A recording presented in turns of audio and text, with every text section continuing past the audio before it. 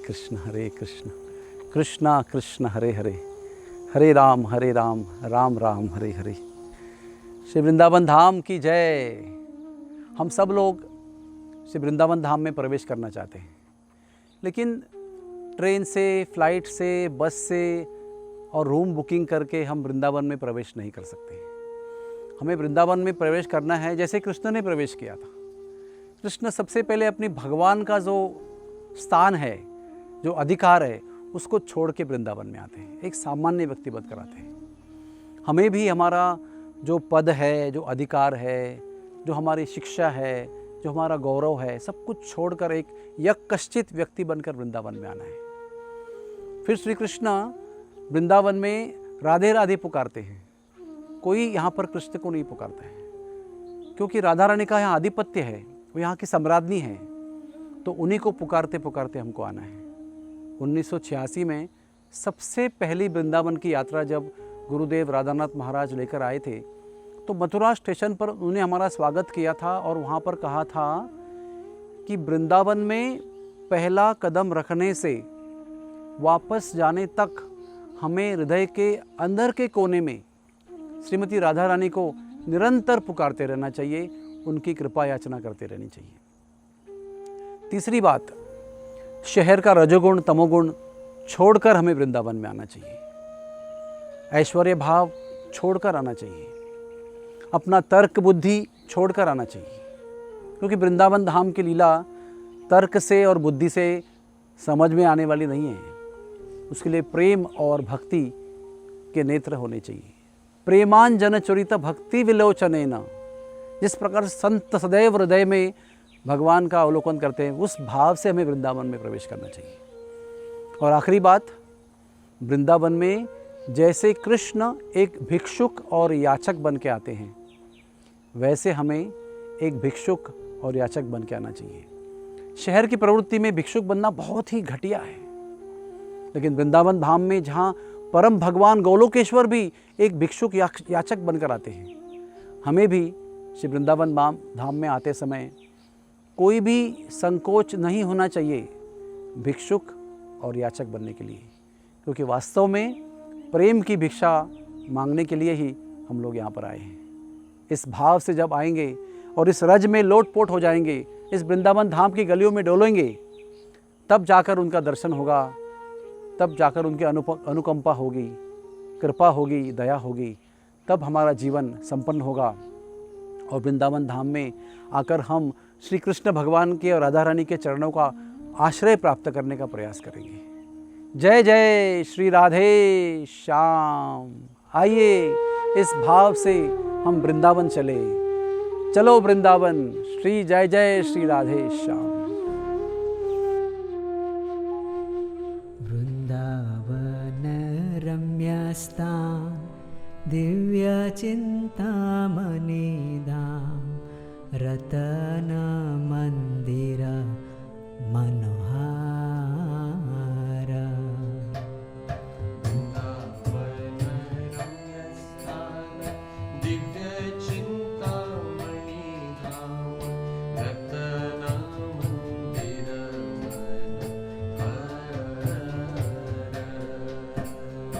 वृंदावन रम्यस्तान दिव्य चिंतामणिधाम रतन मंदिर मनोहार।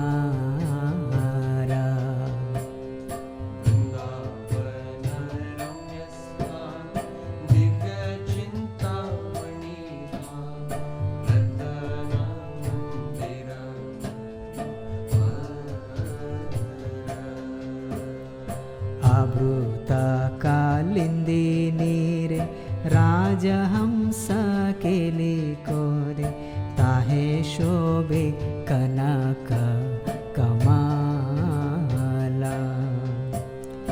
आवृता कालिंदी रे राजहंस केली कोरे ताहे शोभे कनक वृंदावन रम्यस्तान दिव्य चिंतामणिधाम रतन मंदिर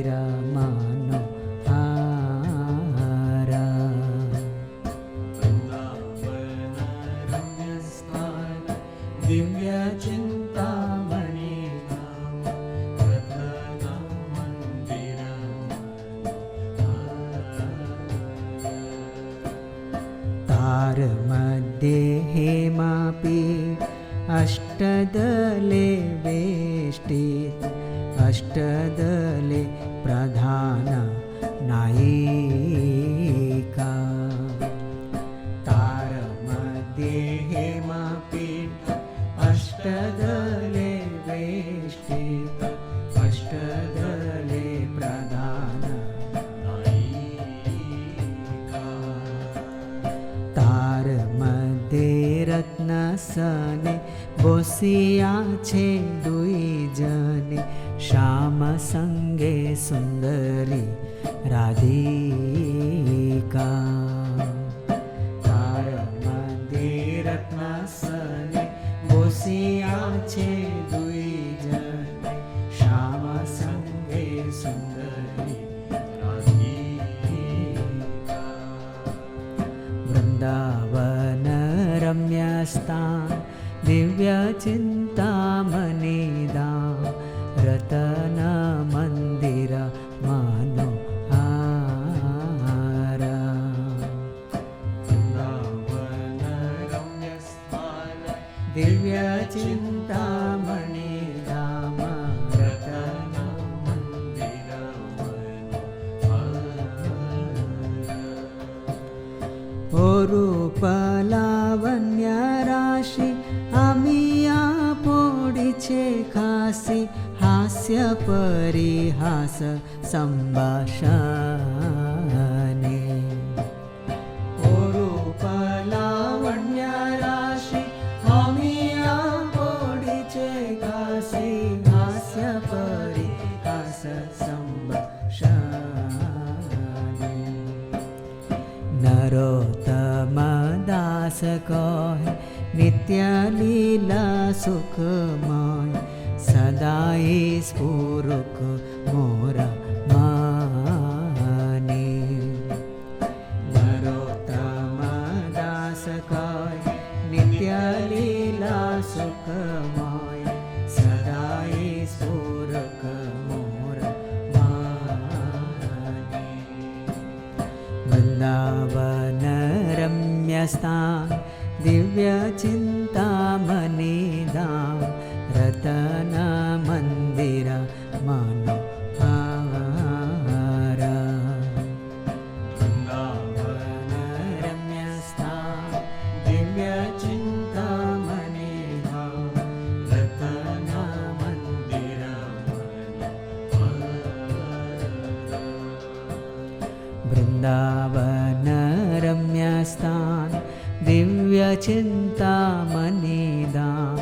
रतन मंदिर मनोहार वृंदावन रम्यस्थान दिव्य चिंतामणिधाम रतन मंदिर मनोहार रतन मंदिर मनोहार रतन मंदिर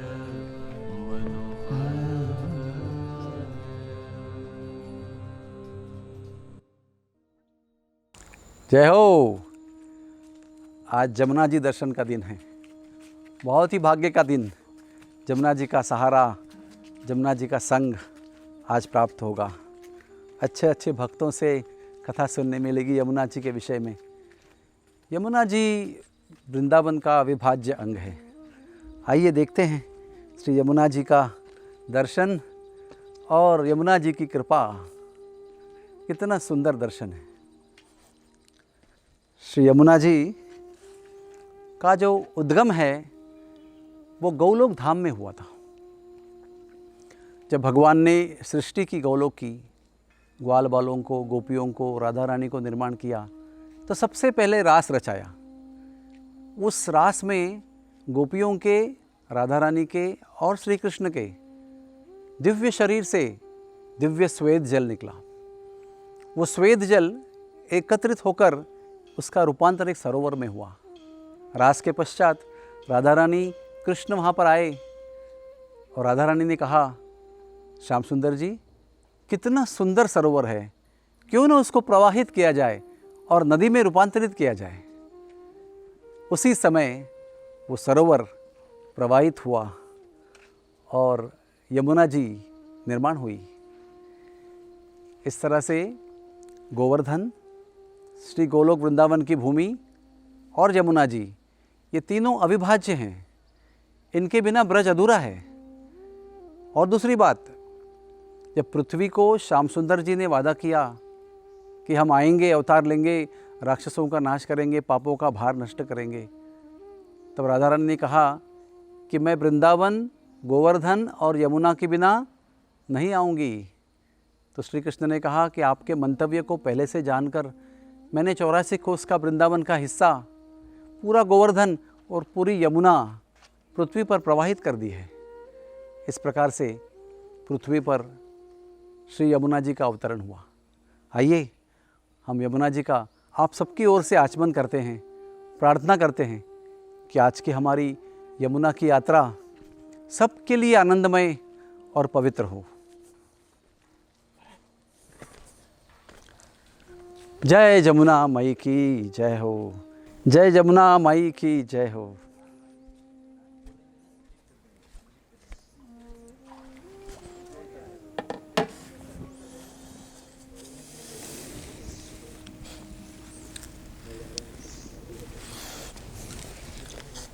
कम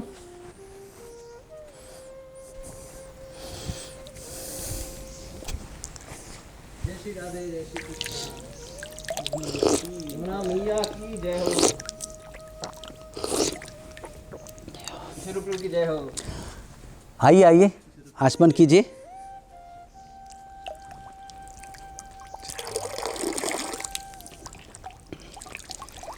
जय जमुना माई की जय हो, जय हो जमुना माई की जय हो, जय हो, जय हो।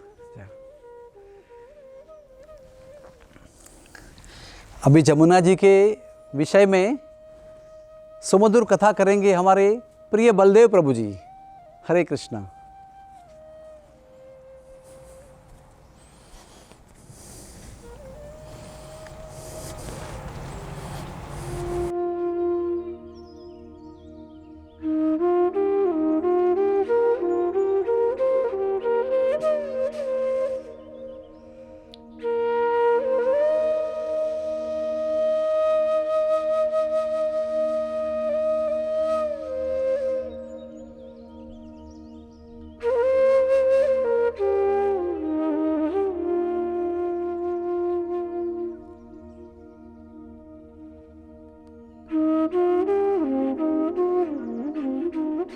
आइए हम देखेंगे यमुना के बारे में। यमुना के तीर पर आज हम यमुना का कथा सुनेंगे। यमुना जी कैसे इस पृथ्वी पर प्रकट हो गई। आध्यात्मिक जगत की बात है। भगवान श्री कृष्ण और श्रीमती राधा रानी में वार्तालाप हो रहा था और भगवान श्री कृष्ण ने श्रीमती राधा रानी से कहा कि समय आ गया है, हम दोनों को अपनी लीला को प्रस्तुत करना है भौतिक दुनिया में नीचे। श्रीमती राधा रानी ने कहा अवश्य मैं आऊँगी, लेकिन साथ में मेरे ये 3 भक्त आवश्यक हैं आने के लिए। सबसे पहले वृंदावन, ये जो वन है ये चाहिए। दूसरा भक्त जो है परम भक्त गिरिराज महाराज जी, वो चाहिए। और तीसरी जो है वो है यमुना देवी। तो देखिए यमुना देवी के बिना भगवान श्री कृष्ण के साथ में लीला करने के लिए श्रीमती राधा रानी को सेवा के लिए आवश्यक रूप में यमुना देवी आवश्यक थी। तो ये यमुना देवी का सुंदर जो लीला यहाँ पर प्रस्तुत किया गया है। श्रीमती यमुना देवी ये भगवान श्री कृष्ण के अंतरंग पार्षद और उनके सारे लीलाओं में वो सम्मिलित थी। गोपिकाएँ सारे भक्तों के साथ में श्रीमती यमुना देवी का लीला जो है भगवान श्री कृष्ण के साथ में हमेशा हम देखते हैं। यमुना देवी प्रथम बार भगवान श्री कृष्ण की लीला में उनका अवलोकन जब हुआ, वो है भगवान श्री कृष्ण को वसुदेव ने जब मथुरा से गोकुल लेके गए। जब मथुरा से गोकुल लेके गए तो यमुना में बड़ी बाढ़ आई थी। उसके बीच में यमुना देवी ने जो है रास्ता दिया था और उसके बाद भगवान श्री कृष्ण का पाद स्पर्श करने के लिए यमुना देवी उठी ऊपर और स्पर्श करके फिर से वो नीचे चले गई। तो यमुना देवी ने इस तरह से जो है भगवान श्री कृष्ण की लीला में अत्यंत महत्वपूर्ण जो सेवक के रूप में कार्य किया। इस सेवक के रूप में कार्य करते करते यमुना देवी के मन में विचार आया, इच्छा आई कि उन्हें भी भगवान श्री कृष्ण के माधुर्य लीला में जो है उनको सहभाग करना है। इसी कारण भगवान श्री कृष्ण ने पश्चात भगवान श्री कृष्ण जब वृंदावन से द्वारिका गए तो द्वारिका के बाद हस्तिनापुर जाकर हस्तिनापुर में भगवान श्री कृष्ण ने यमुना देवी जो कालिंदी के रूप में प्रकट हो गई थी उनके साथ में उन्होंने वहाँ विवाह किया। इस तरह से यमुना देवी जो है भगवान श्री कृष्ण की लीला में एक सुंदर ऐसा एक उन्होंने अपना सहभाग दिया और भगवान की अंतरंग शक्ति होने के कारण हम सब की पूजनीय है। बोलिए यमुना मैया की जय। हरे कृष्ण कृष्ण कृष्ण हरे हरे, हरे राम राम राम हरे हरे। अभी हम जमुना किनारे इमलीतला स्थान पर आए हैं। ये इमली का पेड़ है, यहाँ पर चैतन्य महाप्रभु विराजमान हैं। सबसे पहले द्वापर युग में श्री कृष्ण भगवान यहाँ पर ध्यान करने के लिए बैठे थे तो उनका नीला रंग गौर वर्ण हो गया था। राधा रानी का ध्यान करने से, चरणों पर ध्यान करने से, मुख से राधा नाम लेने से उसी समय ये निर्णय हुआ था कि अगली बार हम गौरांग महाप्रभु के रूप में आएंगे। जब गौरांग महाप्रभु के रूप में आए तो दोबारा इस स्थान पर आए और इस स्थान पर यमुना जी को निहारते हुए भगवान का ध्यान किया, हरे कृष्ण महामंत्र का जप किया तो गौर वर्ण के महाप्रभु फिर नील वर्ण के हो गए। यही इस स्थान की महिमा है। भगवान के नाम के जप की महिमा, राधा रानी के नाम की जप की महिमा, दोनों का यहाँ पर प्राकट्य है। साथ साथ इसी स्थान पर राधा रानी का गोपियों ने अभिषेक किया था और उनको वृंदावनेश्वरी के नाम से घोषित किया गया था। बहुत ही उत्कट स्थान है। चैतन्य महाप्रभु ने अपने 2 महीने के वृंदावन के वास्तव में यहीं बैठकर जप किया था। 2 महीने हर रोज़ शाम को ब्रजवासियों को, भक्तों को नाम की महिमा का वर्णन किया। आइए हम चैतन्य महाप्रभु को प्रणाम करें और यह आशीर्वाद मांगे कि जैसे कृष्ण नाम के जप में वो मग्न हो गए थे, कृष्णमय हो गए थे, वैसे हम भी कृष्ण का नाम लेते हुए कृष्णमय हो जाएं। साथ साथ ये इमली का पेड़ कल्पवृक्ष है, इसको भी वंदन कर लेते हैं आप सबकी ओर से।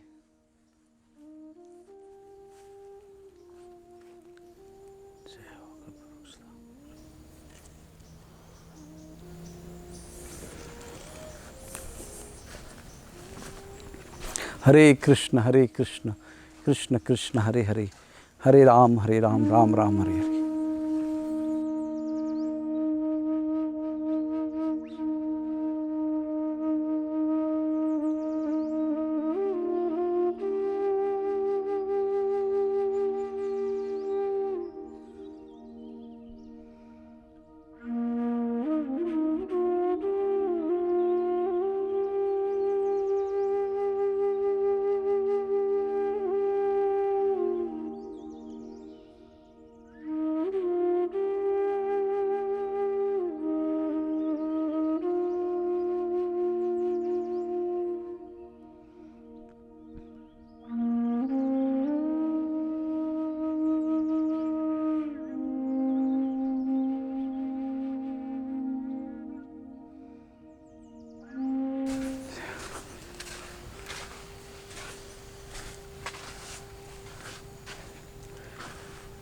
जय हो।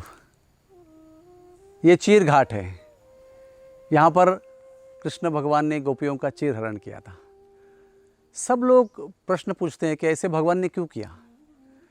इसका मतितार्थ ये है कि कृष्ण ने गोपियों को अपने पत्नी के रूप में स्वीकार किया।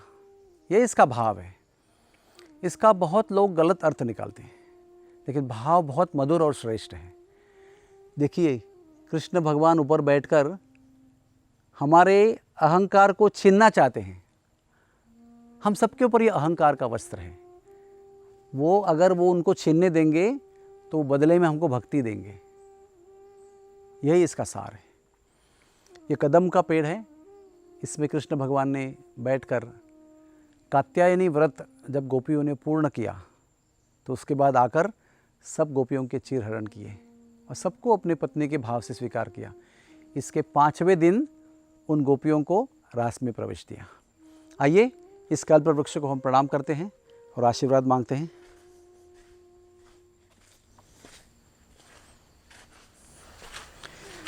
जय श्री राधे, जय श्री राधे श्याम। जय हो, जय हो, जय हो।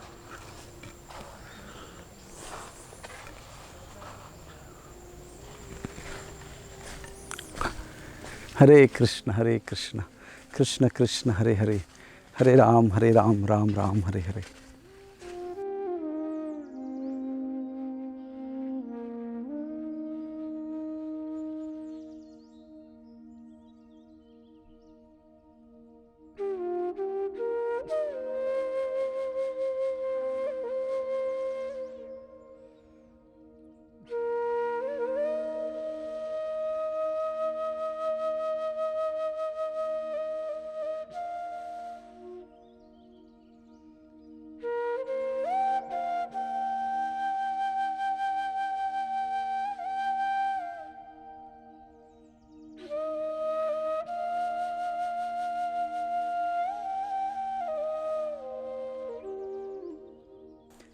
जय कालिया घाट धाम की जय हो, जय हो कालिया घाट धाम की जय हो। श्री राधे श्याम।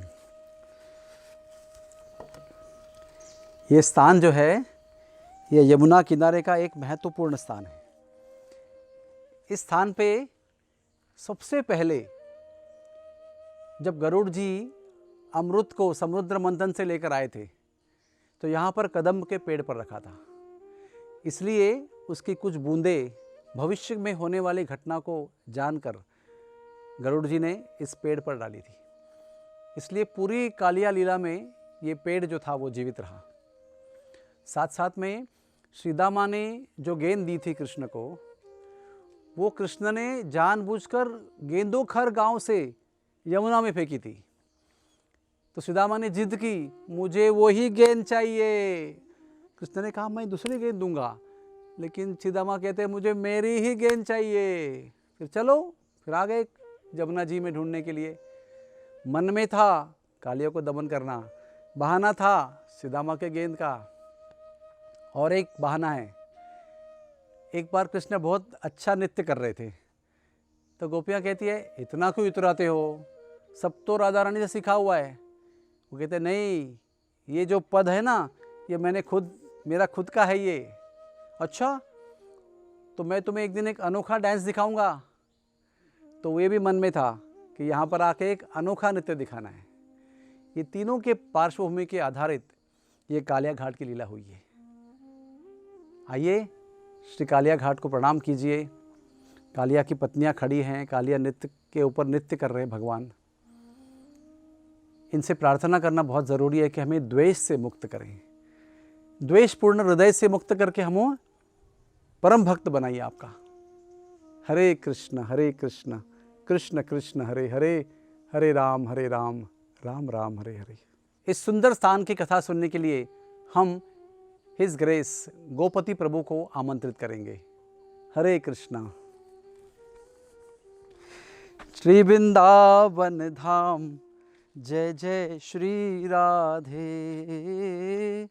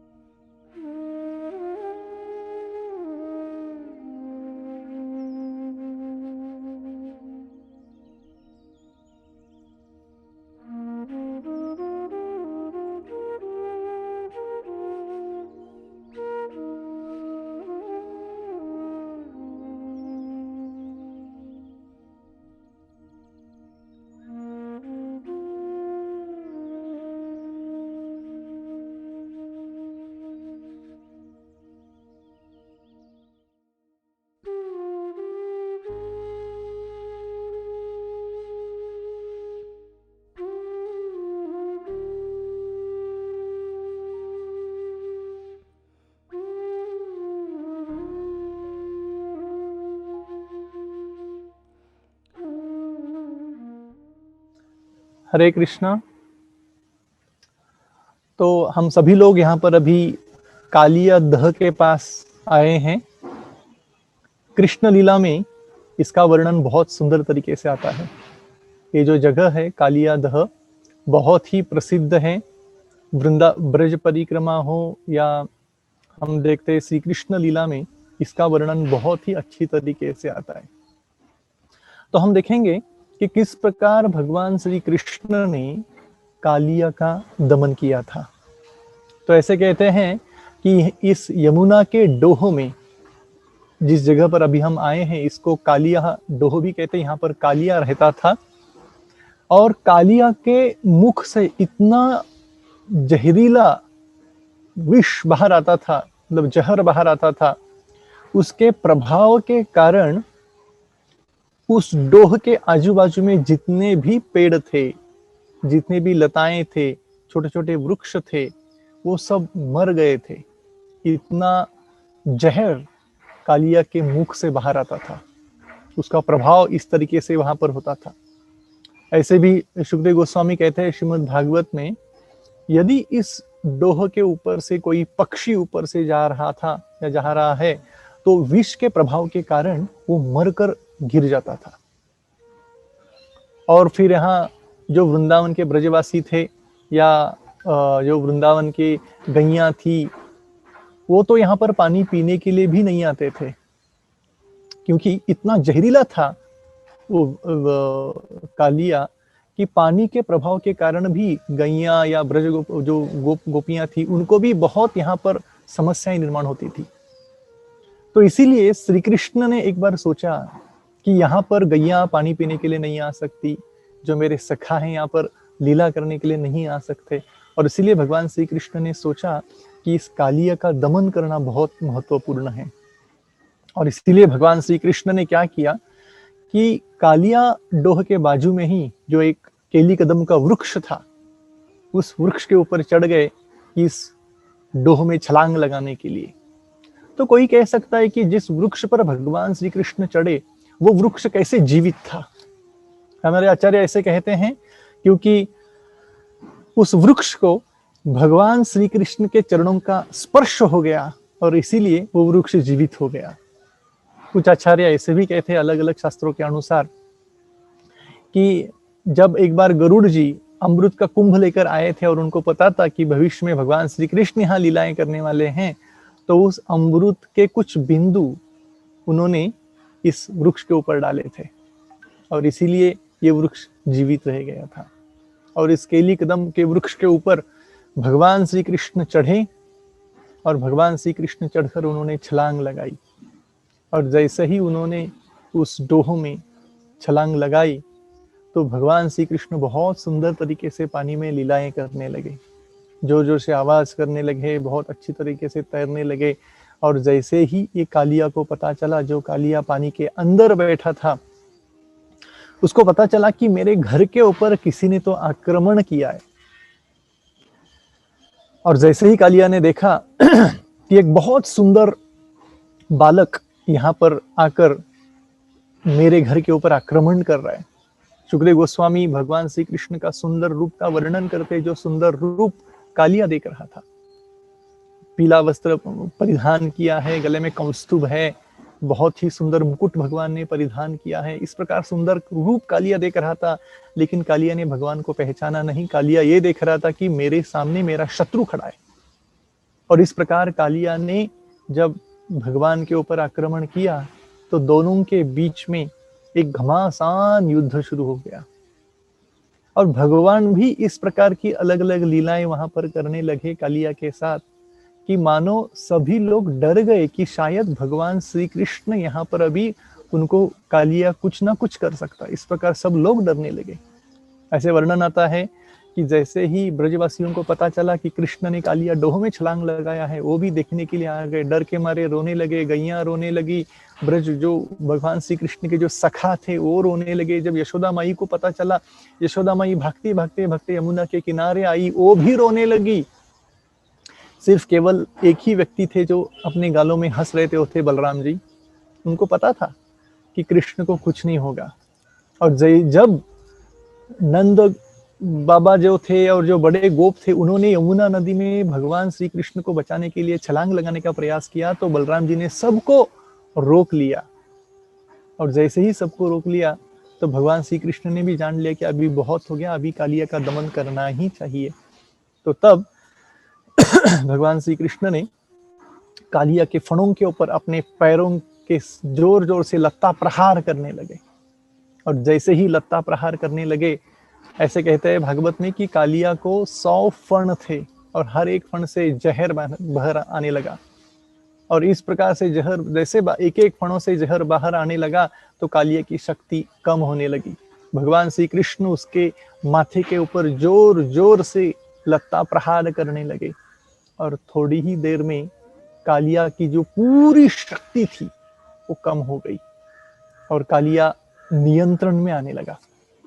और जैसे ही कालिया के पत्नियों ने देखा कि कालिया की शक्ति कम हो गई है, तो उन्होंने तुरंत भगवान श्री कृष्ण के चरणों का आश्रय ग्रहण किया और भगवान श्री कृष्ण के चरणों में उन्होंने प्रार्थनाएं शुरू की कि कृपा करके आप कालिया को अभय प्रदान दीजिए। और बहुत सुंदर प्रार्थनाएं कालिया की पत्नियों ने वहां पर की हैं। और ऐसे कहते हैं हमारे आचार्यगण कि केवल कालिया के पत्नियों की प्रार्थनाएं सुनकर भगवान श्री कृष्ण ने कालिया को अभय प्रदान किया, क्योंकि वहां पर कालिया भक्तों को बहुत तकलीफ दे रहा था। लेकिन केवल प्रार्थनाएं, जो सुंदर सुंदर प्रार्थनाएं कालिया की पत्नियों ने की, उस प्रार्थनाओं को सुनकर भगवान श्री कृष्ण ने अभय प्रदान किया। और भगवान श्री कृष्ण ने कालिया को कहा कि यह तुरंत आप जगत छोड़कर चले जाओ, क्योंकि यह जगह मेरे भक्तों के लिए है। मेरे भक्त यहाँ पर अलग अलग लीलाएं कर रहे, यहाँ पर आनंद लेना चाहते हैं, आप तुरंत इस स्थान को छोड़कर चले जाओ। तो भगवान ने यह भी आश्वस्त किया कि आपको चिंता करने की कोई बात नहीं है, आपके चरणों के आपके माथे के ऊपर मेरे चरण अंकित है, इसलिए आपको गरुड़ से भी कुछ भयभीत होने की जरूरत नहीं है। तो भगवान श्री कृष्ण ने कालिया को कहा कि तुरंत आप ये जगह छोड़कर दूसरी जगह में रहने के लिए चले जाओ। तो इस प्रकार हम देखते हैं कि भगवान श्री कृष्ण ने कालिया का दमन किया। शास्त्रों में ऐसे कहते हैं, जो कालिया था वो एक द्वेष का प्रतीक था। हमारे हर एक के हृदय में द्वेष होता ही है, लेकिन भगवान श्री कृष्ण ने लत्ता प्रहार करके उस कालिया को नियंत्रण किया था। तो उसी प्रकार भक्तिविनोद ठाकुर भी कहते हैं कि हमें भगवान श्री कृष्ण के चरणों का और उनके नामों का यदि हम आश्रय ग्रहण करेंगे तो निश्चित रूप से हमारे हृदय में जो एक द्वेष है, जहरीला द्वेष, वो निकल कर बाहर जा सकता है। तो शुकदेव गोस्वामी कहते हैं कि इस लीला को जो भी श्रवण करता है उसके सभी पाप कर्म नष्ट हो जाते हैं। खुद भगवान श्री कृष्ण ने भी कहा कि ये जो मेरी लीला है, जो लीला सुनेंगे, यहाँ पर आकर स्नान करेंगे, उसके सभी पाप मुक्त हो जाएंगे। तो यहाँ पर हम भगवान श्री कृष्ण के चरणों के प्रति प्रार्थना करेंगे कि हमारे हृदय में जो भी अनर्थ हैं, खास करके द्वेष, वो निकल जाएं और हमारे हृदय में सभी भक्तों के प्रति प्रेम भाव और सेवा भाव उत्पन्न हो। हरे कृष्ण। हरे कृष्णा। अभी हम लोग बीच वृंदावन के जंगल में आए हैं। वास्तविक वन है ये, जहाँ पर मानसरोवर में स्नान करके ललिता जी के इच्छा के अनुसार हमारे शिवजी महाराज यहाँ पर आकर गोपीश्वर बने, यहाँ पर गोपी बने और गोपियों ने यानी ललिता विशाखा ने उनका श्रृंगार किया। उनको बहुत सुंदर श्रृंगार करके गोपी बना के हाथ में चामर दिया और यहाँ से हाथ पकड़ के सुंदर गोपीश्वर महादेव को रास मंडल लेके गए। वहाँ रास मंडल पे राधा रानी, श्याम सुंदर जी रत्न सिंहासन पर विराजमान हैं। वहाँ पर चामर की सेवा किया। चामर ढुलाबो कबे हेरिबो मुख चंद्रा। बहुत देर तक हृदय संतुष्ट करने तक चामर सेवा की। फिर ललिता विशाखा उनको यहाँ ले आई और कहा, हे गोपेश्वर जी, आप हमारे रासमंडल की रक्षा कीजिए। तो गोपेश्वर जी तब से यहाँ विराजमान हैं। तो हमें इनसे सीखना क्या है? महादेव है ये, महापुरुष हैं, फिर भी कृष्ण की सेवा करने के लिए, स्त्री बनने के लिए तत्पर हैं। तत्क्षण विचार भी नहीं किया कि पार्वती जी क्या कहेंगी। तुरंत पूछा कैसे गोपी बनना है, तो उन्होंने कहा मान सरोवर जाके स्नान करो। बिल्कुल संकोच नहीं किया, एक ही क्षण में दौड़े, छलांग लगाकर मान सरोवर में स्नान किया और गोपी बनकर आए। ललिता विशाखा हंसी। क्यों हंसी? अरे शिवजी महाराज गोपी बन गए, सांप थोड़ी गोपी बन गए। सांप तो वैसे ही हाथ में, गले में, सर पे। तो इनकी आतुरता देखकर उनको बड़ा कौतुक हुआ। तो शिवजी की ये जो आतुरता है कृष्ण की सेवा के लिए, अपने आप को समर्पित करने की आतुरता जो है, वो हमको ग्रहण करनी चाहिए। गोपेश्वर महादेव जी कृपा करके आपकी आतुरता, आपकी समर्पण की तैयारी हम पर प्रदान कीजिए, हमें धन्य कर दीजिए। जय जय गोपेश्वर महादेव की जय।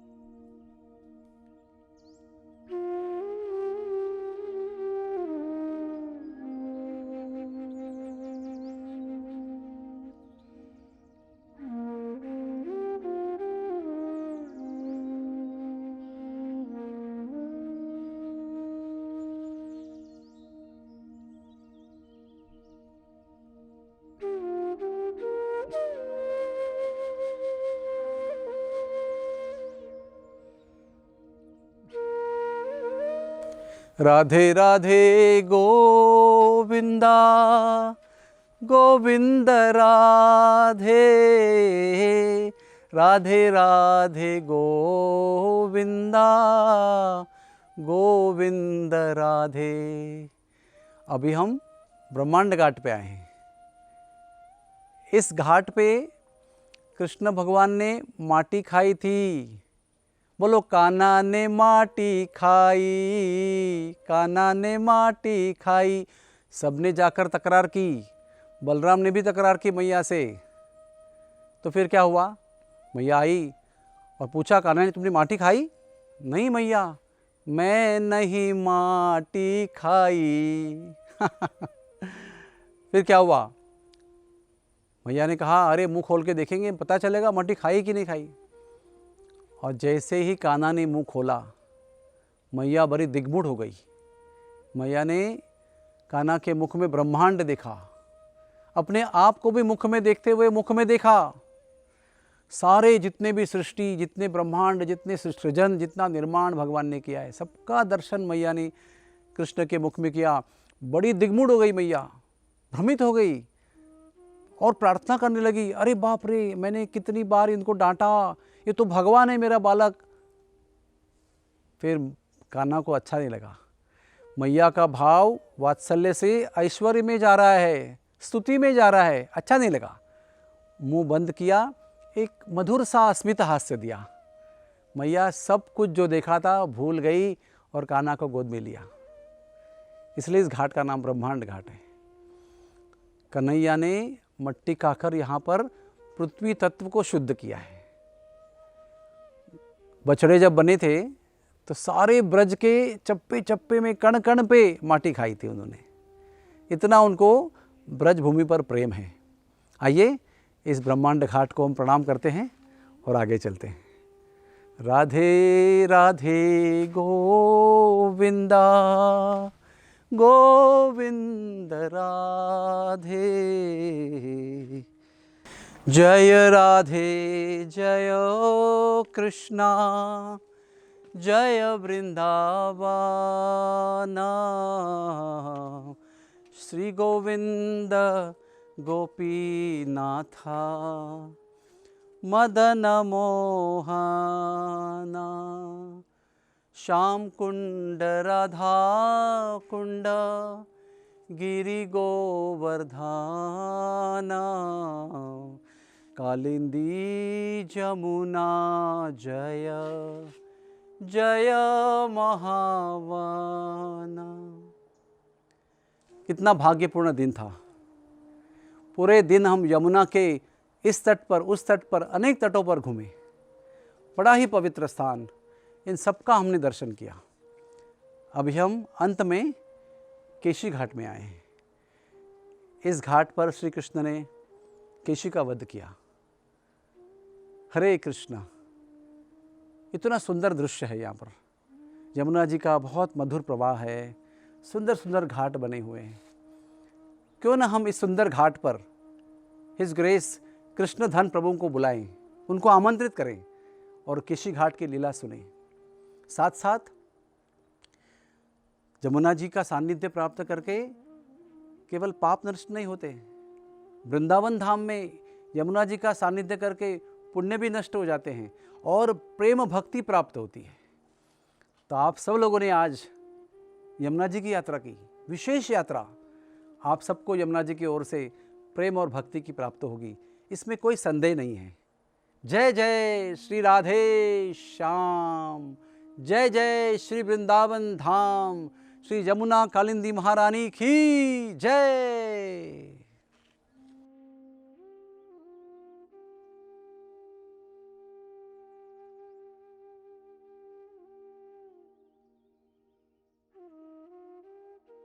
हरे कृष्णा। केशी घाट में सभी का स्वागत है। वृंदावन में यमुना नदी के तट पर जितने सारे घाट हैं उसमें केशी घाट एक विशेष घाट है। भगवान श्री कृष्ण ने अपनी बाल्य आयु में कई सारे असुरों का वध किया था और उसमें आखिर में केशी नामक असुर का उन्होंने वध किया था। हमें पता है श्रीमद् भागवत के दशम स्कंद में कंस भगवान श्री कृष्ण को मारने के लिए वृंदावन में अलग अलग असुरों को भेजा करते थे और भगवान श्री कृष्ण ने बिल्कुल बिना प्रयास किए हुए सारे असुरों को मार दिया था और मारकर अपने धाम भी भेज दिया था। तो उन्होंने जो कंस ने भेजे गए असुर थे, तृणावर्त हो, शकटासुर है, पूतना है, बकासुर है, इन सब का तो वध किया था। आखिर में कंस समझ गया कि भगवान श्री कृष्ण को मैं मार नहीं सकता हूँ, तो उन्हें मैं मथुरा लेके आता हूँ और यहीं पे चाणूर, मुष्टिक, कुवल्यापीड़ और ये सब असफल हो गए तो मैं स्वयं उसे मारूंगा। ऐसा कंस का विचार था। इसलिए कंस ने भगवान श्री कृष्ण को मथुरा लाने के लिए अक्रूर जी को भेजा था। जब भी अक्रूर जी को भेजा गया था उसी समय कंस ने केशी नामक असुर को भी भेजा था ताकि अक्रूर जाने से पहले केशी भगवान श्री कृष्ण का वध कर दे। तो केशी एक बहुत ही बड़े घोड़े के रूप में भगवान कृष्ण को मारने के लिए वृंदावन जा पहुंचा। तो यहाँ से केशी घोड़े के रूप में, और इतना विशालकाय केशी असुर का रूप था मानो बादलों को चीरता हुआ उसका सिर जा रहा था। और भगवान कृष्ण वो तो छोटे बालक के रूप में वृंदावन में, तो जैसे भगवान कृष्ण ने केशी को देखा तो भगवान समझ गए कि ये बहुत बड़ा असुर है और केशी जोर से भागते हुए गया और भगवान श्री कृष्ण के ऊपर छलांग लगाया। और जैसे उसने दोनों अपने आगे के पैर भगवान श्री कृष्ण के छाती के ऊपर मारने का प्रयास किया, भगवान श्री कृष्ण ने उन्हें उठाया, पकड़ लिया, जोर से घुमाया और फेंक दिया दूर, और केशी 100 योजन दूर जाके गिर पड़ा। केशी का गुस्सा और बढ़ गया और फिर केशी और गति से भागते हुए भगवान श्री कृष्ण की और अपना मुंह खोल के मानो वो निगलने वाला है कृष्ण को, इस प्रकार से भागते हुए आ रहा था। जैसे भगवान कृष्ण के समीप केशी आ गया घोड़े के रूप में, भगवान श्री कृष्ण ने अपना बायां हाथ केशी के मुख में डाल दिया और अचानक तापमान उसके शरीर के अंदर बढ़ने लगा। केशी को मानो इस प्रकार लगने लगा कि एक तपता हुआ लोहा मेरे गले के अंदर डाल दिया गया है और उसका गला वहीं पे चौकअप हो जाता है और उसका देहांत हो जाता है। तो वास्तव में हम देखते हैं कि ये कंस की जो लिस्ट थी असुरों की, उसमें पूतना सबसे पहला नंबर लगता है।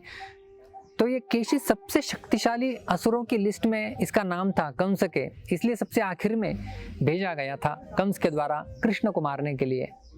और भगवान श्री कृष्ण ने बिल्कुल बिना ज़्यादा प्रयास किए उसे मार गिरा दिया। तो कृष्ण को ज़्यादा प्रयास तो नहीं लगे, लेकिन जो देवी देवता ऊपर से प्रसन्न हो गए और उन्होंने पुष्प वृष्टि की भगवान श्री कृष्ण के विजयोत्सव को मनाने के लिए। तो इस प्रकार से केशी नामक असुर का वृंदावन में वध हो जाता है। और भक्ति रसामृत सिंधु इस ग्रंथ में रूप गोस्वामी पाद केशी घाट का वर्णन भगवान श्री कृष्ण के सौंदर्य को दर्शाने के लिए करते हैं। वो कहते हैं कि यदि आपको अपनी भौतिक आसक्ति बनाई रखनी है तो केशी घाट में स्थित त्रिभंग ललित भगवान श्री कृष्ण के गोविंद रूप विग्रह का दर्शन करने के लिए बिल्कुल मत जाना वंशीवट के नीचे। तो ये कहने का तात्पर्य है कि वो व्याज स्तुति कर रहे हैं और उससे वो बता रहे हैं कि यदि आपकी भौतिक आसक्ति बनाए रखना चाहते हैं तो उन त्रिभंग ललित कृष्ण के श्याम सुंदर कृष्ण के दर्शन मत कीजिए। तो वास्तव में वो बता रहे हैं कि जरूर जाके ऐसे सुंदर भगवान का केशी घाट में स्थित दर्शन कीजिए। और इस केशी घाट से संबंधित एक छोटा सा वृत्तांत आता है कि श्रील प्रभुपाद जी जब अपने शिष्यों सहित वहाँ पर केशी घाट में यमुना नदी में स्नान कर रहे थे, उस समय सारे भक्त खुश थे और श्रील प्रभुपाद जी ने उन्हें कहा कि यहाँ पर केशी घाट में यमुना नदी में स्नान करने से तुम्हारे सारे पाप उनका क्षय हो जाएगा, क्षीण हो जाएंगे सारे पाप, और उसके साथ साथ तुम्हारे पुण्य भी धो दिए जाएंगे। तो उसमें से कुछ भक्त थे, उस समय तुरंत बाहर आ गए कि हमें हमारे पुण्य धोने नहीं है। तो इस प्रकार से जब केशी घाट में कोई व्यक्ति स्नान करता है पवित्र यमुना नदी में, तो उसके पाप और पुण्य दोनों धुल जाते हैं और भगवान श्री कृष्ण के प्रति दिव्य भक्ति उसके हृदय में उदित हो जाती है। इस प्रकार से केशी घाट का महत्व है। श्री केशी घाट की जय, श्री वृंदावन धाम की जय, श्रील प्रभुपाद की जय। हरे कृष्णा। अभी हम लोग यमुना किनारे लौट कर आए हैं। यमुना किनारे में संध्या के समय यमुना की आरती होती है। कितना भाग्य है हमारा कि हम सब मिलकर आज यमुना की आरती करेंगे। आइए यमुना की आरती के लिए। हरे कृष्णा।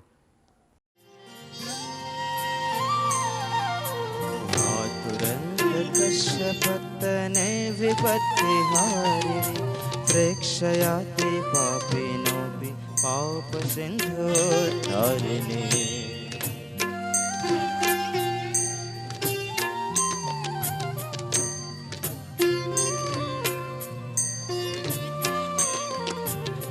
नीरमाधुरे विरव्य शेषचित्तबन्धिनि मां पुनातु सर्वदार वृंदावन्तो नंदिने।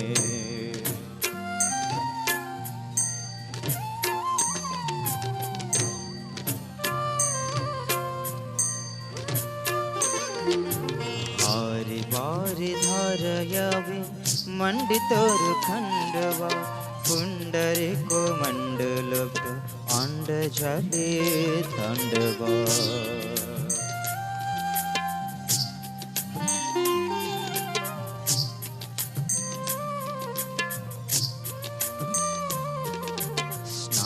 काम पामरोग्र पाप संपदंदिने मां पुनातु सर्वदार वृंदावन्तो नंदिने।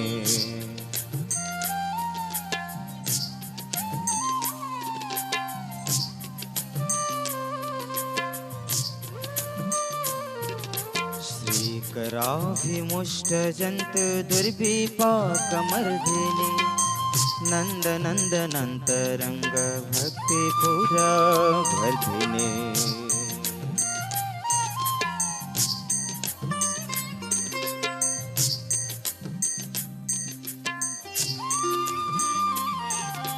तीर संघमाभिलाषे मंगलान बंधिने मां पुनातु। हरे कृष्णा। अभी हमने श्री जमुना जी की आरती देखी, जमुना जी को प्रार्थना किया, आचमन किया। जमुना जी की कृपा लेकर हम दादाजी के घर जाएंगे। दादाजी, हमारे आध्यात्मिक दादाजी, हमारे गुरुदेव के गुरुदेव श्रील प्रभुपाद, ऐसी भक्ति वेदांत स्वामी श्रील प्रभुपाद, जहां से उन्होंने वृंदावन में अपने इस्कॉन का एक केंद्र बनाया। अभी सबसे पहली बात यह है, ऐतिहासिक दृष्टि से देखा जाए तो, कि जब वो वृंदावन से अमेरिका गए तब राधा दामोदर मंदिर से गए। उस समय ब्रजवासियों ने उनको टोका था, अरे कैसे ब्रजवासी हो आप, कैसे भक्त हो, कैसे वैष्णव हो, सब वृद्धावस्था में वृंदावन में आते हैं बसने के लिए, और आप वृंदावन में आके बसे, अच्छी तरह से सेवा भी कर रहे हो, लेकिन अभी जा रहे हो वृंदावन छोड़ के, वो भी 10,000 मील समुद्र लांग कर ऐसे देश में जा रहे हो जहां पर तो कोई जाने की तमन्ना भी नहीं करता है, लेकिन आप छोड़ के जा रहे हो। प्रभुपाद जी ने कुछ नहीं कहा, क्योंकि वो उनकी गुरु की आज्ञा थी, उनको पता था वो क्या करने जा रहे हैं। अमेरिका पहुंचे और 12 साल 14 बार विश्व का भ्रमण किया, 108 मंदिर बनाए, 10,000 शिष्य बनाए। इस बीच वृंदावन आए और उन्होंने रमण रेती इस स्थान पर उन्होंने जगह लिया। अभी आपको पता नहीं होगा कि रमण रेती यानी उस समय की क्या स्थिति थी। रमण रेती, जहां पर आज इस्कॉन का मंदिर है, उसको रमण रेती कहते हैं। वहां से 28 किलोमीटर पर राधा कुंड श्याम कुंड है, और इतिहास बताता है कि 1971 में रमण रेती से लेकर राधा कुंड तक सूरज की एक किरण भी जमीन पर स्पर्श नहीं करती थी। इतनी घनघोर जंगल वहां पर होता था। अरे रमण रेती में शेर और सिंह आया करते थे, हिंस्र श्वापद जानवर आया करते थे। लेकिन प्रभुपाद जी ने कहा, आप थोड़ा रुकिए और देखिए आगे होता क्या है। तो जैसे हम हिंदी में कहते हैं ना कि जंगल में मंगल कर दिया, ऐसे प्रभुपाद जी ने उस जंगल में मंगल कर दिया। आज रमण रेती में जो जगह है उसकी वैल्यू, उसकी कीमत जो है वो बंबई से बराबरी की कीमत है, क्योंकि प्रभुपाद जी ने वहां पर वृंदावन दूसरा बसाया। अभी सारे आश्रम सब कुछ, वो main road, main area Vrindavan का हो गया। तो वो जब जगह ली थी और उसका कंस्ट्रक्शन वगैरह शुरू था, तो प्रभुपाद जी का एक कमरा था जहां पर प्रभुपाद जी को वो रुकाते थे। वहां पर उन्होंने विश्राम किया है, निवास किया है। हर समय जब वृंदावन में आते थे बीच बीच में, तो उस कमरे में रुकते थे। वो कमरा ये कमरा है। इस कमरे में, इस जगह पर प्रभुपाद जी बैठते थे और अपने शिष्यों से और आने वाले मिलने वालों से बैठते थे, बात करते थे, प्रश्न उत्तर करते थे। बहुत सुंदर और बहुत महीन जगह है ये। उसके आगे जाएंगे तो आप देखेंगे उनका शयन गृह है, वहां पर वो निवास करते थे, रात को विश्राम करते थे। और इन सारे कमरों में आप देख रहे हैं ना, जितनी चीजें रखी हुई है, सब चीज प्रभुपाद जी की उपयोग की वस्तुएं हैं। यहाँ तक कि उनका टिफिन बॉक्स, वहां उनके बर्तन, वहां उनकी कटोरियां, उनके चम्मच, उनका ब्रश, उनकी दाढ़ी का ब्लेड, उनका मृदंग, उनका हारमोनियम, उनकी जपमाला, उनके जूते, उनके हर प्रकार की वस्तु जो उन्होंने, यहाँ तक कि उनका तौलिया, उनका छोटा नैपकिन, वो सब कुछ वहां पर उन्होंने बहुत संभाल के रखा है। इस जगह पर संभाल के रखा है ताकि आने वालों को प्रभुपाद जी की उपयोग में लाई हुई हर एक वस्तु का दर्शन हो सके। हम लोग धन्य अपने आप को महसूस करते हैं, अपने आप को अनुभव करते हैं कि यहाँ पर आने से प्रभुपाद जी का निवास का अनुभव होता है कि प्रभुपाद जी यहाँ पर है, थे नहीं, यहाँ पर अभी भी निवास करते हैं। ऐसा उनका अस्तित्व हर कमरे में हमको अनुभव होता है। जब मैं सबसे पहले वृंदावन में 1986 में गया था, तो जब इस कमरे में आया था मैं, तो मुझे प्रभुपाद जी का अस्तित्व इतने तीव्र रूप से अनुभव हुआ। आज भी वो अनुभूति मेरे हृदय में जागृत है। जो विग्रह प्रभुपाद का रखा है आपके सामने है, प्रभुपाद जी बैठे हैं, अभी भी वहां पर है वो। और ये जो बिस्तर है, इस पर प्रभुपाद जी ने अपने आखिरी 3 महीने बिताए। केवल चर्म और हड्डी, अस्थि, इतना ही था बस। 3 महीने कोई खान पान नहीं, कुछ नहीं। ऐसी अवस्था में उन्होंने बिल्कुल सर्वश्रेष्ठ चेतना के साथ, जागृति के साथ में तात्पर्य लिखे। श्रीमद् भागवत के 10वें स्कंद के 14वें अध्याय ब्रह्म सम्मोहन लीला के ऊपर भाष्य किया। उनका एक फिल्म है, उसमें आप देखेंगे प्रभुपाद जी इतने जर्जर हो गए हैं जरा से कि उनके मुंह पर वो माइक्रोफोन रखा गया है और वो तात्पर्य कह रहे हैं जिसको आगे जाकर उन्होंने टाइप किया। इतनी प्रेरणा मिलती है उस वीडियो को देखते हुए, कितना समर्पण था उनका। आखिरी सांस तक, अपनी आखिरी खून की बूंद तक उन्होंने प्रभुपाद जी अपने गुरु महाराज की सेवा की और श्रीमद् भागवत का चिंतन, मनन और कथन करते हुए उन्होंने अपने शरीर को त्यागा। 14 नवंबर 1977 इस दिन जब उनका जाने का समय हुआ तो उनका जो देहावसन है, उनका जो गौलोक गमन है, वो इतना दिव्य घटना है। सारे भक्त लोग इर्द गिर्द जमा हुए हैं, बड़े भावना पूर्वक अश्रु प्रवाह करते हुए कीर्तन कर रहे हैं। प्रभुपाद जी बिल्कुल चेतनामय अवस्था में हैं, बेहोश नहीं है, बिल्कुल शुद्धि पर हैं, चेतनामय अवस्था में हैं। अपने गुरु महाराज कृष्ण कृपा श्री मूर्ति भक्ति सिद्धांत सरस्वती ठाकुर प्रभुपाद जी की चित्रपट की ओर प्रेम से निहारते हुए, अश्रु प्रवाह आंखों से करते हुए श्रील प्रभुपाद जी ने भक्तों के बीच में श्री वृंदावन धाम में अपना शरीर इस बिस्तर पर त्यागा। तब ब्रजवासियों ने कहा कि प्रभुपाद जी सच्चे ब्रजवासी थे, बोले जन्म कलकत्ता का था। तब उनके वो ये रहस्य जो है भेद हुआ कि ये वृंदावन से अमेरिका गए, पश्चिमात्य देश यवन देश में, मलेच्छ देश में गए, लेकिन वहां पर वृंदावन को देने के लिए गए और लौट के आए और वृंदावन में ही एक सच्चे ब्रजवासी की तरह उन्होंने अपना शरीर त्याग दिया और गौलोक धाम में वो पधारे। अभी हम बाहर निकलेंगे और मंदिर में जाएंगे। देखिए, मंदिर की जो कृष्ण बलराम का विग्रह है, राधा श्याम सुंदर जी का विग्रह है, गौर निताई का विग्रह है। कृष्ण बलराम जी का एक सुंदर कथा मुझे याद आती है। एक प्रभुपाद जी के पुराने ब्रजवासी मित्र, बुजुर्ग वृद्ध अवस्था वाले आए थे, एक बार मिलने के लिए आए थे, समय भी दिया था, लेकिन बहुत देर तक वो प्रभुपाद जी के कमरे में आए ही नहीं। तो बहुत देर के बाद कमरे में आए और क्या बताया कि मैं पूरे ब्रज में ढूंढ रहा था कृष्ण बलराम कहाँ हैं, कहीं पर नहीं मिले। आपके पास मिलने का समय मिला तब आया तो देखा थे कृष्ण बलराम तो आपने यहाँ पर बांध के रखे हैं अपने प्रेम से। इसलिए मैं बहुत देर तक उनको निहारता रहा कि कैसे कृष्ण बलराम आपके श्रील प्रभुपाद आपके प्रेम से यहाँ बंधे हुए हैं, और इसलिए मुझे देर हो गई। तो प्रभुपाद जी को भी बहुत अच्छा लगा ये सुनकर कि एक ब्रजवासी ने कृष्ण बलराम के उपस्थिति को यहाँ पर अनुभव किया कि कृष्ण बलराम यहाँ है। राधा श्याम सुंदर जी की कहानी ऐसी है कि श्रील प्रभुपाद जी ने जब राधा श्याम सुंदर जी का विग्रह प्रतिष्ठापना करने का निर्णय लिया तो अपने भक्तों को कहा, चलो हम सेवा कुंज चलते हैं, राधा श्याम सुंदर के मंदिर के सामने बैठकर कीर्तन करते हैं और राधा श्याम सुंदर जी को विनती करते हैं कि आइए हमारे रमन वृत्ति वाले मंदिर में भी पधारे। तो हमें विश्वास है एक हृदय की भावना के अनुसार कि राधा श्याम सुंदर जी आज सेवा कुंज में भी विराजमान हैं, श्यामानंद पंडित के मंदिर में, और वो प्रत्यक्ष रूप में प्रभुपाद जी के मंदिर में उनके प्रेम की निमंत्रण के कारण वहां पर भी उपस्थित है। कृष्ण बलराम मंदिर, राधा श्याम सुंदर मंदिर ऐसा मंदिर है कि सबसे कड़ी ठंड में और सबसे कड़ी गर्मी में 50 डिग्री के ऊपर टेम्परेचर होगा या 0 डिग्री के नीचे भी बर्फीली ठंड होगी, उस समय भी हर दिन कृष्ण बलराम मंदिर में, राधा श्याम सुंदर मंदिर में, इस्कॉन के मंदिर में 500 लोग 4:30 बजे मंगला में खड़े रहते हैं। इतना ही काफी है श्रील प्रभुपाद जी के मंदिर का गौरव समझने के लिए। ऐन्द्र प्रभु वहां पर रहा करते हैं, उन्होंने वहां पर 24 आवर्स 24 घंटे का कीर्तन आरंभ किया। बहुत सुंदर वो दिन थे जब वो बैठकर वहां पर गाते थे। प्रभुपाद जी कहते थे कि ये तो गंधर्व हैं, गंधर्व लोक से मेरी संस्था में आंदोलन में सेवा करने के लिए आए हैं।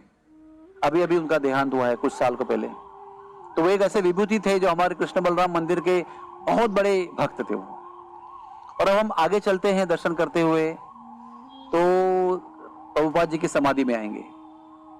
जब 14 नवंबर 1977 में प्रभुपाद जी ने अपना शरीर त्याग किया तो पहले उन्होंने कह दिया था अपने वसीयत में कि भक्ति वेदांत नारायण महाराज जो केशव गौड़िया मठ के बहुत ही महान संत थे, वो उनके अच्छे मित्र थे और उनके शास्त्रीय सलाहकार भी थे, सब सलाह उनसे करते थे शास्त्रीय। तो वो उन्होंने कहा था कि मेरा जो समाधि संस्कार है आपको करना है। तो सारा जो नियोजन था समाधि संस्कार का वो परम पूज्य भक्ति वेदांत नारायण महाराज ने किया। और प्रभुपाद जी के आध्यात्मिक पुत्र के नाते समाधि संस्कार परम पूज्य तमाल कृष्ण गोस्वामी महाराज ने किया। बहुत ही हृदय प्रसंग था वो। और प्रभुपाद जी वहाँ विराजमान है, शास्त्रों में लिखा है कि जहाँ पर संत का शरीर समाधि में लीन होता है वहाँ पर उनका अस्तित्व सबसे अधिक अनुभव में आता है। तो हम जानते हैं कि जन्म जो है संत का वो महत्वपूर्ण नहीं होता है, लेकिन जब उनका शरीर छूटता है तो उनकी महानता उनकी समाधि में सबसे ज्यादा प्रकट होती है। हम इस जगह पर क्यों आते हैं? ये हमारे लिए आश्रय स्थान है। श्री वृंदावन धाम को हम जानते नहीं है, बिल्कुल पढ़ा है किताबों में, कुछ अनुभूति नहीं है। इनके चरणों में वृंदावन की अनुभूति होगी, इसलिए हम वृंदावन में आते हैं, पहले समाधि में आते हैं, यहाँ पर प्रभुपाद जी के चरणों का आश्रय ग्रहण करते हैं, उनसे कृपा की याचना करते हैं, और फिर हमारी कुछ ब्रज में सेवा हो या हमारी यात्रा आरंभ करनी है तो वो यात्रा हम लोग आरंभ करते हैं। तो आइए चलो प्रभुपाद जी के चरणों पर यहाँ पर हम लोग हृदय से आश्रय की मांग करें, की याचना करें, उनकी कृपा ग्रहण करें, उनको वंदन करें, और फिर यहाँ पर आने से हमारी वृंदावन की जो यात्रा है वो सफल होती। अभी हम प्रभुपाद जी की गौशाला में जाएंगे। ये गौशाला जो है, प्रभुपाद जी गाय की सेवा पर बड़ा विश्वास रखते थे, क्योंकि गाय वैदिक संस्कृति का मूल है। यहाँ पर 350-400 देसी गाय की सेवा होती है, बहुत सुंदर तरीके से होती है। और प्रभुपाद जी इस बात पर पूरा विश्वास रखते थे कि जब गाय संतुष्ट है तो हमारी भक्ति प्रगति पथ पर है। श्री कृष्ण भी संतुष्ट तभी होंगे जब गाय संतुष्ट होगी। इसलिए यहाँ पर भी आकर हमारा थोड़ा योगदान देना आवश्यक है, क्योंकि प्रभुपाद की गाय कृष्ण की गाय हैं। जब गो माता संतुष्ट है तो गोपाल भी संतुष्ट है, तो हमारा जीवन भी प्रगति पथ पर है, समृद्धि पथ पर है। तो आइए गायों पे हमारा हाथ फेरे, प्रेम से उनके संपर्क बनाएं, उनकी सेवा के लिए योगदान दे, और यहाँ पर आने से फिर हमारी वृंदावन की जो यात्रा है वो एक तरह से परिपूर्ण हो जाती है, सफल हो जाती है। तो आप सबको बधाई है कि आपके वृंदावन की यात्रा इस गौशाला पे आने पर सफल हो रही है।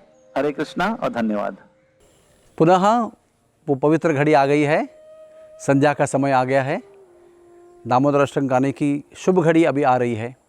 अपने दीपक तैयार कीजिए, और अब मैं प्रिय बलदेव प्रभु को निमंत्रित करता हूँ दामोदर अष्टकं गाने के लिए। धन्यवाद।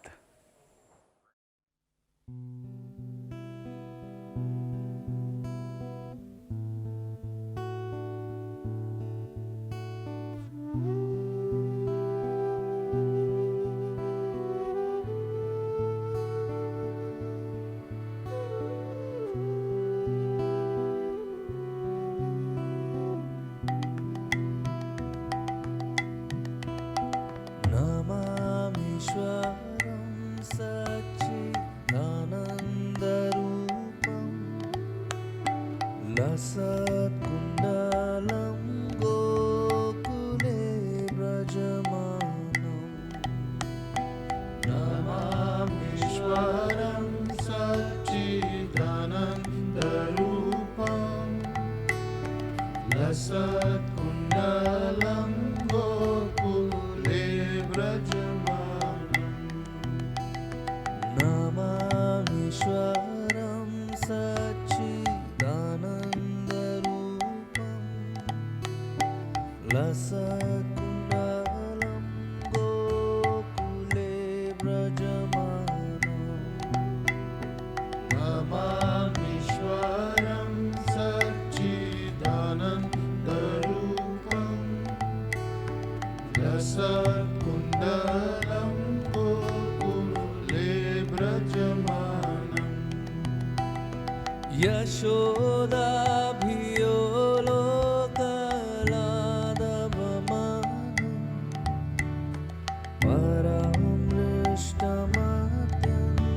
परमृष्टमत्यन्ततोधृत्य गोप्या। यशोदाभियो लोकलादवमानं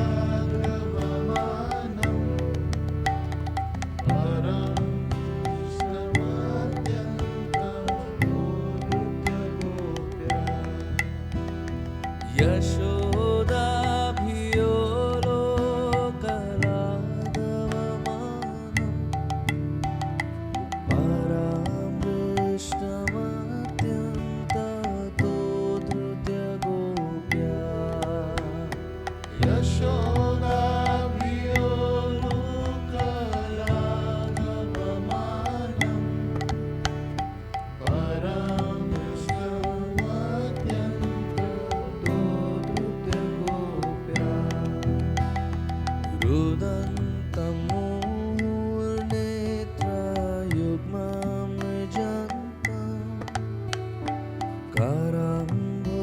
काराम्भोजयुग्मेन शतङ्कनेत्रा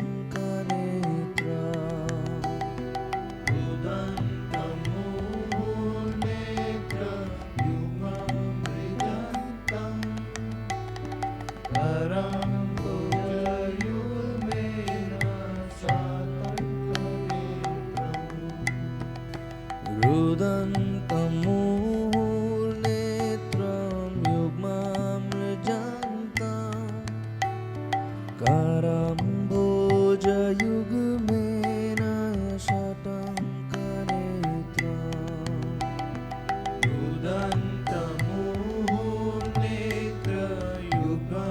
रुदन्तमुनेत्रयुग्ममृजन्तम्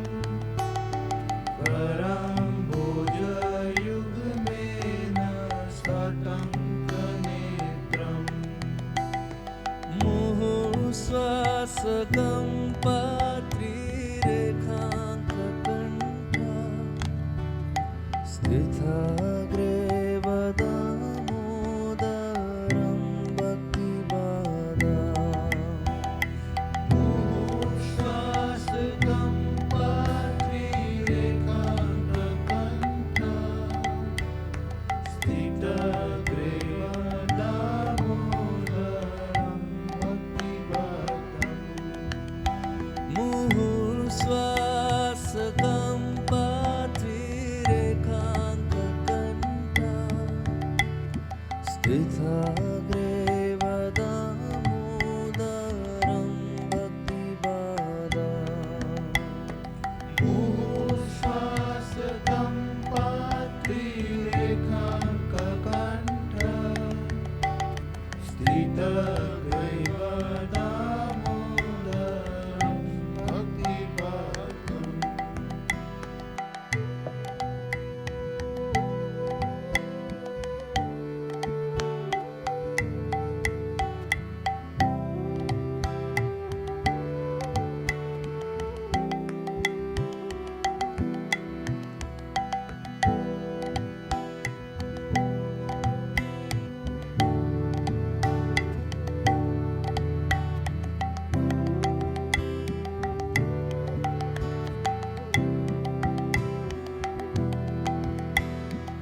इति दृक्ष्वलीलाभि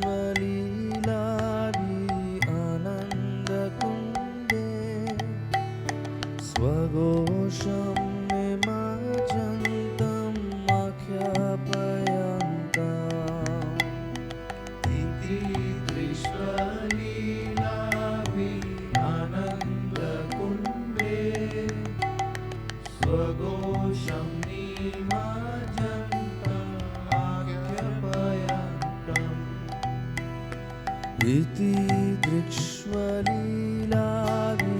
आनन्दकुन्दे स्वघोषं निमज्जन्तम् आख्यापयन्तम् इति दृक्ष्वलीलाभि आनन्दकुन्दे स्वघोषं निमज्जन्तम् आख्यापयन्तम् तदीयेषितज्ञेषु भक्तेर्जितत्वम् पुनः प्रेमतस्तं शतावृत्ति वन्दे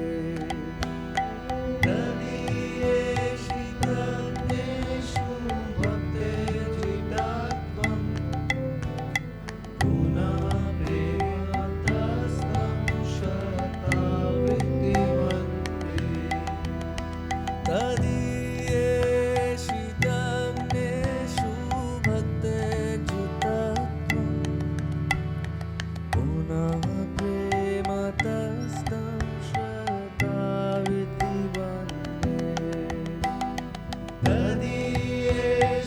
तदीयेषितज्ञेषु भक्तेर्जितत्वम् पुनः प्रेमतस्तं शतावृत्ति वन्दे वरं दिवमोक्षं न मोक्षं वदिं वा न चान्यं वृणेऽहं वरेश देवमोक्षान्वदेशदपिहा वरं देवमोक्षं वा मोक्षं स्वदिं वा न चान्यपुण्येऽहं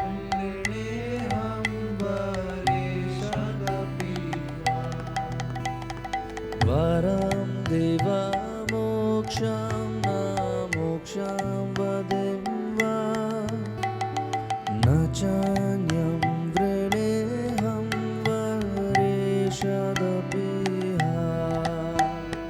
वरं देवमोक्षं न मोक्षं वदिं वा न चान्यं वृणेऽहं वरेशदपिहा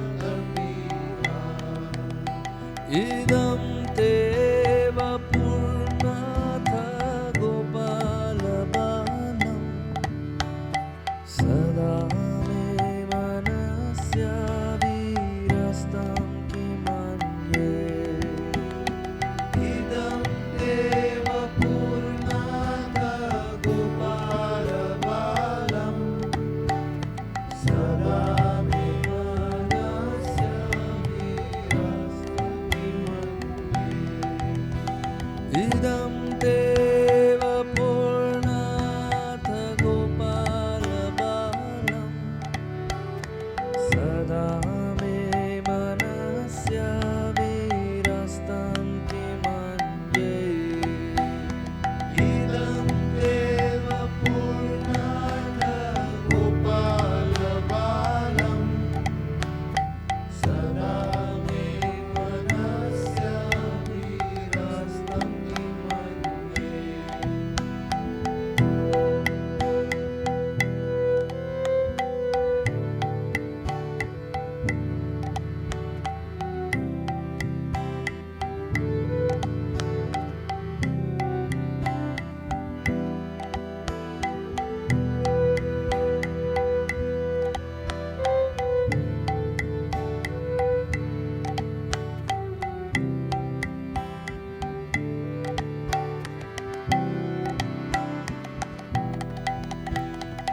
इदं ते मुखं भोजामत्यन्तनीले घृतं कुण्ठले स्निग्धैरक्तश्च गोप्या इदं ते मुखं भोजामत्यन्तनीले घृतं कुण्ठले स्निग्धैरक्तश्च गोप्या इदं ते मुखं भोजामत्यन्तनीले घृतं कुण्ठले स्निग्धैरक्तश्च गोप्या इदं ते मुखं भोजामत्यन्तनीले घृतं कुण्ठले स्निग्धैरक्तश्च गोप्या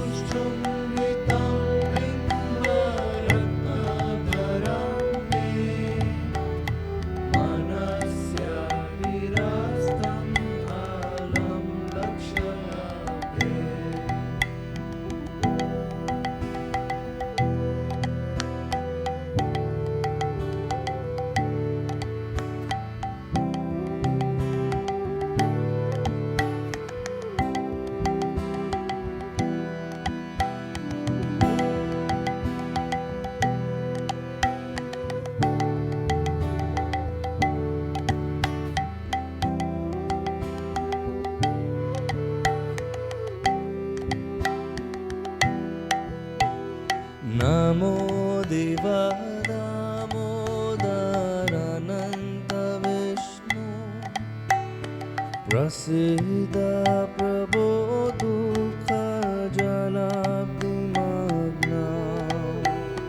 नमो देव दामोदरानन्तविष्णु प्रसीद प्रभो दुःखजलाब्धिमग्ना नमो देव दामोदरानन्तविष्णु प्रसीद प्रभो दुःखजलाब्धिमग्ना नमो देव दामोदरानन्तविष्णु प्रसीद प्रभो दुःखजलाब्धिमग्ना कृपादृष्टिविद्यातिदीनां दत्तामो गृहाणे क्षमामग्नां मेद्याक्षिदृश्य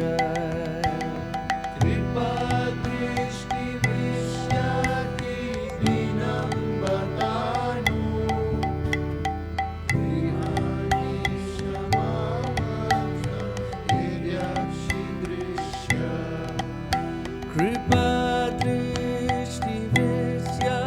कृपादृष्टिविद्यातिदीनां दत्तामो गृहाणे क्षमामग्नां मेद्याक्षिदृश्य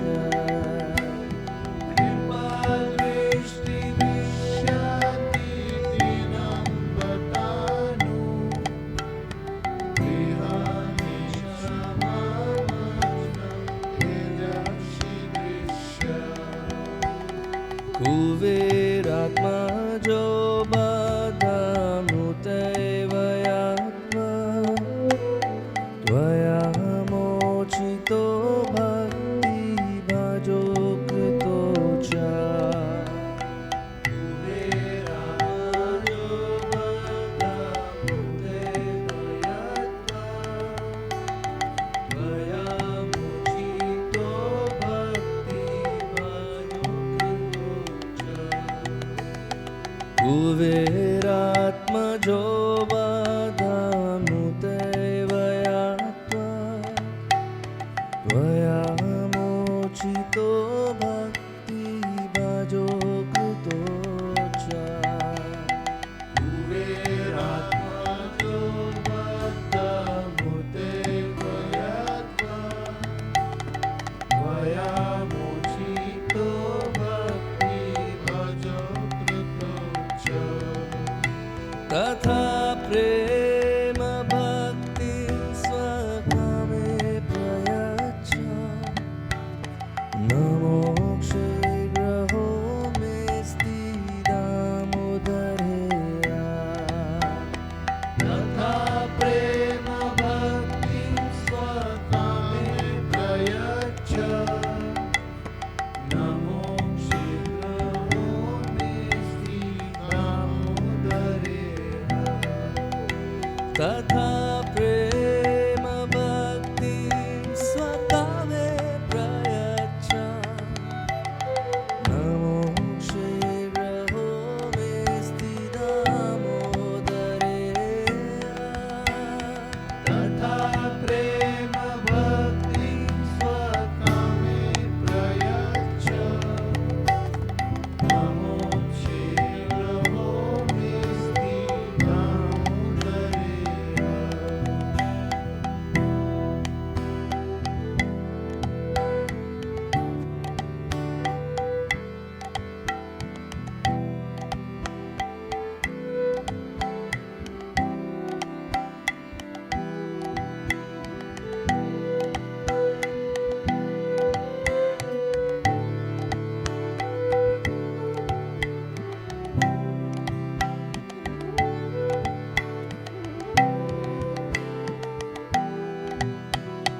नमस्ते स्तुदाम्ने स्फुरदीप्तिदाम्ने त्वदीयो जराय त्वविश्वस्य नमस्ते सुदाम्ने सुरदीप्तिदाम्ने त्वदीयोदराय विश्वस्य दाम्ने नमस्ते स्तुदाम्ने स्फुरदीप्तिदाम्ने त्वदीयोदराय विश्वस्य दाम्ने नमस्ते सुदाम्ने स्फुरदीप्तिदाम्ने त्वदीयोदराय विश्वस्य दाम्ने नमो राधिकाय त्वदीया प्रियाय नमो नन्दलीलाय देवाय तोभ्या नमो राधिकाय त्वदीया प्रियाय नमो नन्दलीलाय देवाय तोभ्या नमो राधिकाय त्वदीया प्रियाय नमो नन्दलीलाय देवाय तोभ्या नमो राधिकाय त्वदीया प्रियाय नमो नन्दलीलाय देवाय तुभ्यं नमो राधिकाय त्वदीया प्रियाय नमो नन्दलीलाय देवाय तुभ्यं नमो राधिकाय त्वदीया प्रियाय नमो नन्दलीलाय देवाय तुभ्यं नमो राधिकाय त्वदीया प्रियाय नमो नन्दलीलाय देवाय तुभ्यं नमो राधिकाय त्वदीया प्रियाय नमो नन्दलीलाय देवाय तुभ्यं नमो राधिकाय त्वदीया प्रियाय नमो नन्दलीलाय देवाय तुभ्यं नमो राधिकाय त्वदीया प्रियाय नमो नन्दलीलाय देवाय तुभ्यं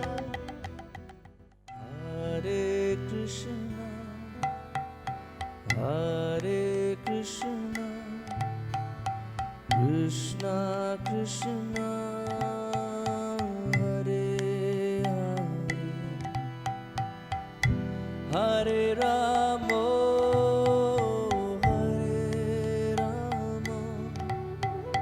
राम राम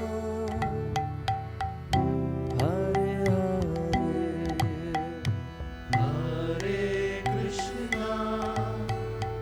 हरे कृष्ण कृष्ण कृष्ण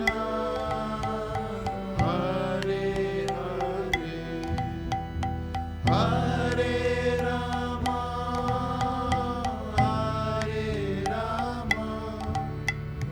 राम राम हरे हरे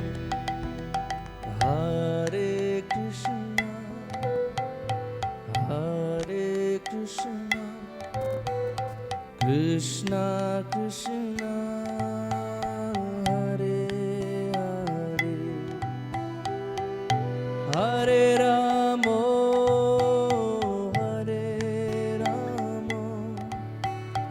राम राम हरे हरे